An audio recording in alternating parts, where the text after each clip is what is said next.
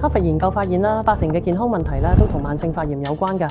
好多人以為要食藥、要戒口咧先搞得掂，其實唔使，調整飲食習慣已經可以降低62%嘅健康風險。咁問題係邊樣習慣最緊要呢？你有冇試過飲完咖啡又食埋包餅乾，下晝就覺得周身唔聚財，甚至面上出粒粒，關節痛，成日覺得攰呢？啲唔係老化，係身體發緊炎。而引發炎症嘅元兇呢，好多時就係每日食落肚嘅加工食品啊、餅乾啊、薯片啊、調和油啊、即食麵啊。咁表面冇害呢，其實悄悄觸發體內嘅炎症反應。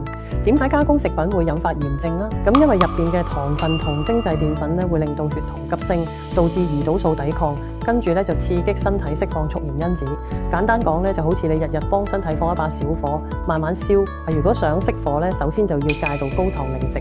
咁然後咧煮飯嘅時候咧，盡量用橄欖油或者菜籽油咧代替色拉油嘅，因為咧橄欖油咧入邊咧有種叫油酸嘅成分咧，屬於單不飽和脂肪酸嘅，抗炎效果好強。如果真係好想食餅乾，可以揀全麥或者無糖燕麥做嘢款式，佢哋有豐富膳食纖維，幫你維持腸道菌群健康，降低腸道發炎。再搭無糖乳酪一齊食，入邊嘅乳酸桿菌可以加強腸道屏障，減少毒素吸收。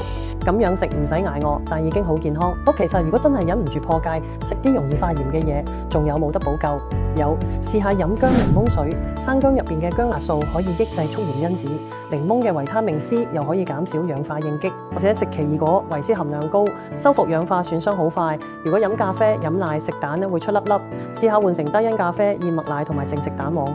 有啲人咧其實只係對蛋白敏感，抗炎係長期嘅事。偶然破戒唔使驚，記住一句：抗發炎唔係要你戒口，而係學識揀啱嘢食。